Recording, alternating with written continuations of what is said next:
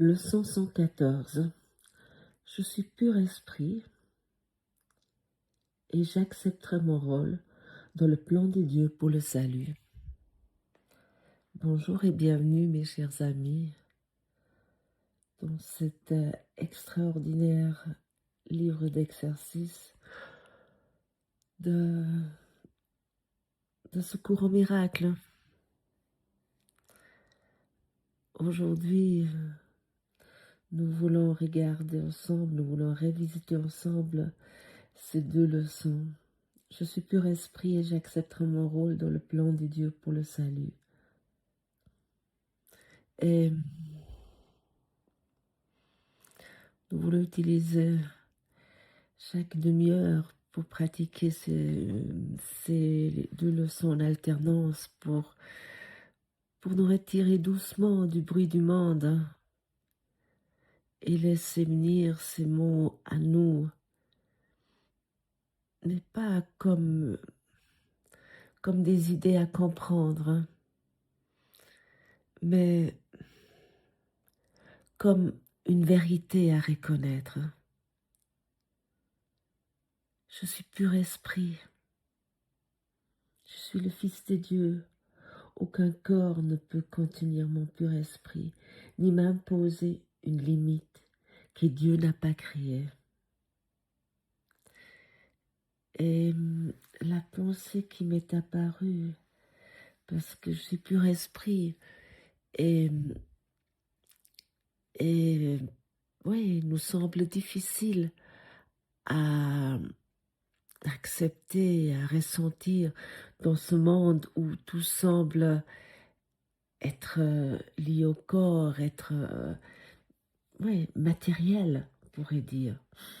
Et le Saint-Esprit est pur esprit. Cette partie en nous, parce que le Saint-Esprit, qui sait, c'est cette partie en nous qui ne s'est pas identifiée avec la matière, qui nous appelle ici notre enseignant intérieur, parce que nous pouvons toujours nous tourner vers lui, parce qu'il n'est pas influencé, parce que nous semblons sans cesse influencer l'extérieur, la matière, les circonstances. Peu importe si on y trouve beau ou laid, agréable ou désagréable, attirant ou répugnant. Le Saint-Esprit, le pur esprit, il est toujours pareil. Parce que le pur esprit, le Fils, il est toujours pareil. Et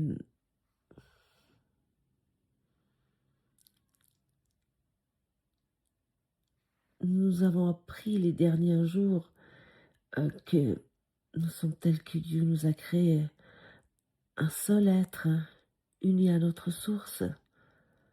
Et aujourd'hui, quelque chose s'approfondit, quelque chose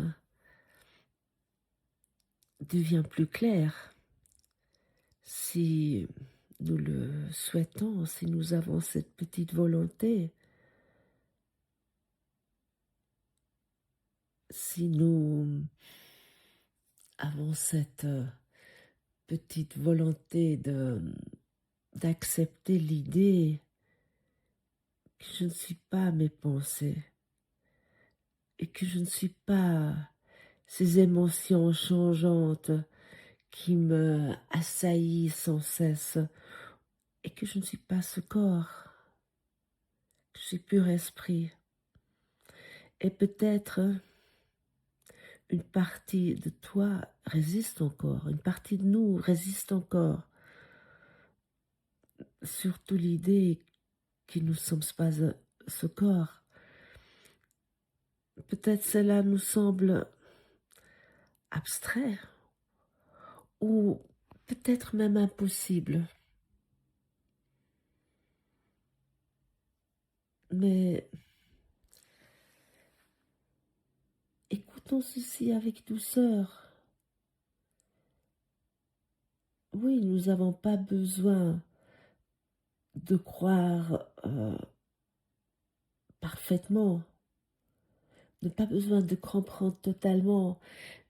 Jésus, dans cet si beau livre d'un cours en miracle, nous dit régulièrement, ta petite volonté, ta petite détermination est suffisant. Avoir cette petite ouverture en nous. Oui, je le comprends peut-être pas, je suis pur esprit, mais je veux l'accepter, je veux l'expérimenter aujourd'hui. Je veux me souvenir, une fois par heure. Et oui, de me laisser le montrer. Simplement, d'accepter sans directement me mettre en résistance, en argumentation, en analyse, euh, et de sortir mon habituelle litanie de oui, mais, et c'est pas possible, et puis ce monde, et puis, euh, etc. Et tout ce que j'ai à faire, et tout ce qui m'arrive, et tout ce que je vois autour de moi, qui a l'air si réel et qui a l'air si, oui, fortement me blesser, fortement me troubler, fortement me déprimer, fortement m'attrister. Euh, oui, je me trouve mille une preuves avec l'ego que c'est pas possible que je suis pur esprit. Et là, je dois quand même encore partager quelque chose qui peut-être pour ceux qui font pas depuis très longtemps ce cours, l'ego, il ne dort pas d'un côté. Il te dit, mais apprends ce cours, fais-le. Il va pas te dire, mais ah non, arrête ça. C'est beaucoup plus sournois, c'est beaucoup plus subtil. Mais soudainement, le monde semble être encore pire et ça peut durer, ça peut revenir. Moi, c'est régulièrement au moment où il y a cet effet de ah, je suis en Dieu. Souvent, le lendemain, il y a quelque chose qui arrive, mais quelque chose qui essaie tellement me sortir de cette paix, il y a des situations qui arrivent oui, qui peut me mettre en colère, qui peut me mettre dans une tristesse, qui sont là où je me dis, mais c'est pas possible, mais je souffre. Et, et pourquoi? Bien sûr, il y a la pensée qui arrive, mais ça sert à rien, ce cours. Et surtout depuis que, comme je vous ai dit, ça fait à peine 6 ans que je fais vraiment ces leçons et je me suis vraiment engagée avec cet enseignement, euh, mais avec joie. Mais ça s'appelait pas l'ego. Et souvent, je me trouve dans des situations où j'ai simplement envie de lâcher tout, de larguer tout, de tirer la couverture par-dessus le matin et de rester au lit et de me dire, bah, pourvu que ça passe. Non, ce qui arrive là, tu vas me dire, mais c'est pas très réjouissant ce que tu partages là. Ça sert à rien de faire ce cours, c'est même toi, après 6 ans, ça t'arrive encore. Mais ça dure moins longtemps. Et je mets plus les choses sous le tapis. Je vais plus essayer de compenser avec quelque chose. Peu importe, un de mes grands stratégies, c'était le sport, ou les achats compulsifs, ou vite fuir à quelque part 3 jours par-ci, 3 jours par-là à l'étranger, ou quelque chose qui me donnait un kick, un shoot, pour que ça aille à nouveau mieux. Non, je m'arrête un moment, mais je laisse sortir la colère, je laisse sortir ça, mais j'essaie le plus possible de faire ça entre moi et moi. Et je le confie en traitant au Saint-Esprit. Je dis, ok, tout ça, euh, ça peut que ouais, je sors vraiment tout.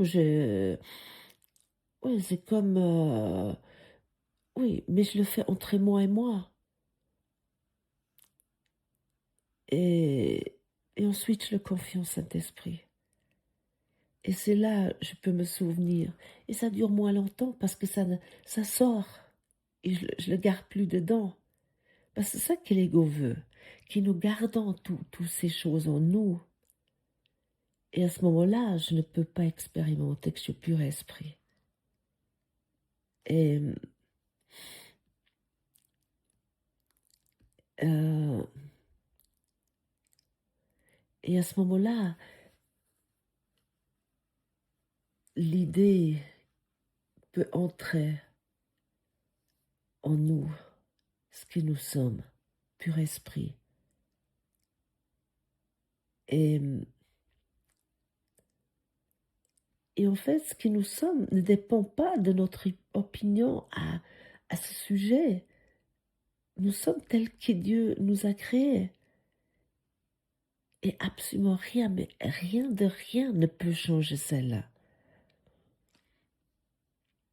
Et peut-être observons un instant notre expérience. Peut-être il y a des pensées d'inquiétude, de colère, de conflit. Peut-être il y a des sensations dans le corps. Il y a une crispation dans ta cuisse, dans ton bras, ou dans ta mâchoire. Peut-être il y a même de la peur, du doute, ouais, de l'incertitude. Et pourtant, ces choses apparaissent.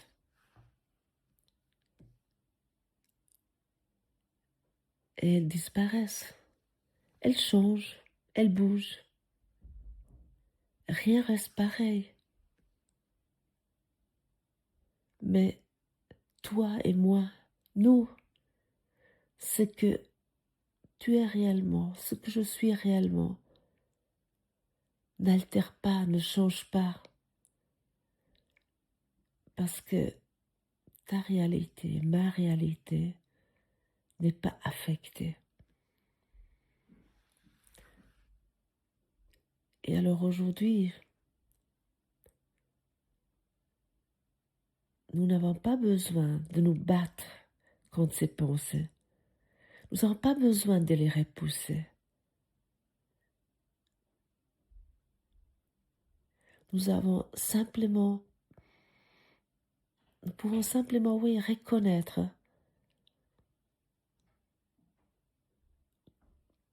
cela ne me définit pas.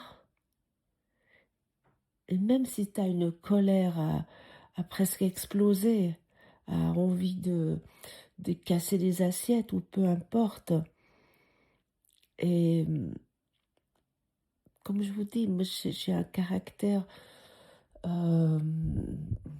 oui, j'ai pas un caractère, je dirais, lymphatique. C'est pas un critique pour ceux qui ont un caractère plus calme, non. J'ai un caractère très explosif. J'ai un certain tempérament. Mais entre-temps, j'ai appris, avec l'aide du Saint-Esprit, que cela ne me définit pas. Et cela ne dit rien à ce que je suis. C'est juste des étiquettes que j'ai sur moi. C'est mon expérience, c'est mon pardon à faire.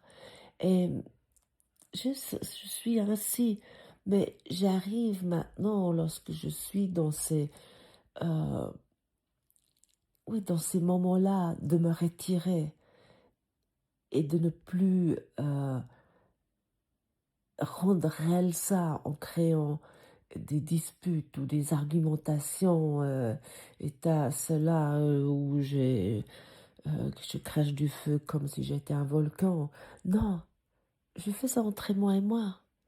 Et à ce moment-là, ça dure déjà moins longtemps et je peux me souvenir et je peux surtout donner tout ça dans la finalité à mon pur esprit, au Saint-Esprit. Dire voilà, prends tout cela et, et je ne suis pas cela, ça ne me définit pas.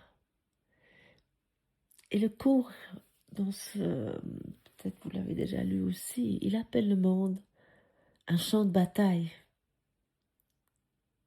Et je trouve ce mot est tellement juste. Un champ de bataille. Et puis certains d'entre nous, ils mettent des clôtures autour de leur petit monde.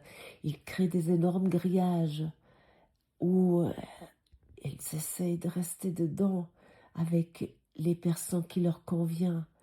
Et les autres, ils n'ont pas le droit de rentrer. Et on regarde derrière ces grillages, ce champ de bataille qu'on projette dehors. Mais ça reste toujours des champs de bataille autour. Et si quelqu'un est dans ce petit monde avec ses grillages qui ne convient pas, on le met dehors. Ou si quelqu'un qui en veut qu'il soit là-dedans, dans notre petit monde avec nos grillages levés, on fait tout pour qu'il reste ou qu'il rentre. C'est ces prisons que nous créons avec notre monde, avec nos coprisonniers, et qui nous appellent ça parfois notre joli monde. Souvent c'est lié à la famille. Notre famille sont dans ces grillages. Et autant que cette famille, autant que les membres fonctionnent comme nous voulons et que nous avons tout sous contrôle, dans cette prison dorée, dans cette cage dorée, tout va bien. Mais au fond, dehors c'est le champ de bataille. Et dedans, dans ce petit monde où nous gardons tout ce contrôle, nous sommes en fait en train de trembler, qu'un de ces barreaux pourrait se casser et que quelqu'un pourrait soit fuir dehors ou quelqu'un pourrait rentrer et que tout s'effondra. Et le monde, ce champ de bataille, un lieu où tout semble en conflit, où tout semble instable, et on peut être, et peut-être que nous passons beaucoup de temps à chercher un endroit sûr ici. Et cet endroit sûr, c'est cette cage dorée. Mais un endroit où, enfin, où nous pourrons nous reposer. Mais écoute profondément, il n'y a pas d'endroit sûr. Sur un champ de bataille, il n'y a pas d'endroit sûr. Tant que nous croyons être un corps, nous croyons être au cœur du champ, exposés, vulnérables, limités. Cela crée la peur. Mais aujourd'hui, nous ouvrons une porte. Une reconnaissance nouvelle émerge. Et tu n'es pas sur le champ de bataille. Tu es au-dessus, pas physiquement, mais en vérité. Car nous sommes esprits, toi et moi, nous sommes esprits. Et l'esprit ne peut être contenu, ne peut être blessé, ne peut être menacé, ne peut être sur un champ de bataille ou dans une prison dorée. Mais c'est toujours une prison. Même si cette petite prison dorée semble de fonctionner, mais ça reste toujours une prison, avec la peur que quelque chose pourrait s'effondrer. Et rien qui semble se produire dans le monde ne peut atteindre ce que nous sommes. Et prenons peut-être un instant pour laisser cela résonner. Nous sommes en vérité pur esprit. Et en acceptant notre rôle dans le plan de Dieu pour le salut,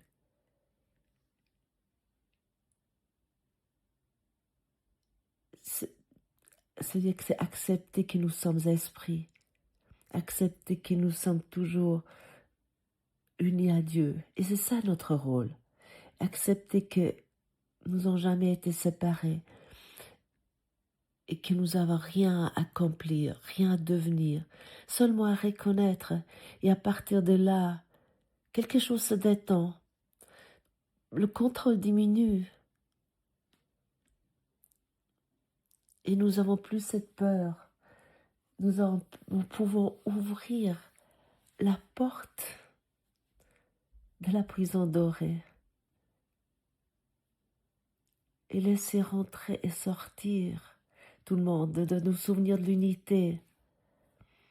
Alors pratiquons aujourd'hui, chaque heure et chaque demi-heure, si tu le peux, si nous le pouvons, arrêtons-nous un instant et rappelons-nous, nous sommes pur esprit, nous sommes le Fils de Dieu, et laissons ces mots nous porter comme une vérité qui nous retrouvons. Et lorsqu'une émotion surgit, lorsque le doute revient, ne nous décourageons pas. Utilisons simplement comme un rappel. Ah voilà, une illusion. Mais moi, je suis libre de cela. Aujourd'hui, il n'y a pas un jour pour nous juger, ni nous pour nous comparer, ni pour nous mesurer de nos progrès. C'est un jour pour nous souvenir, un jour pour nous ouvrir un peu plus ce que nous sommes déjà. Et laissons cette certitude douce s'installer. Nous sommes pur esprit, nous sommes libres, nous sommes en sécurité et nous n'avons jamais quitté cet état.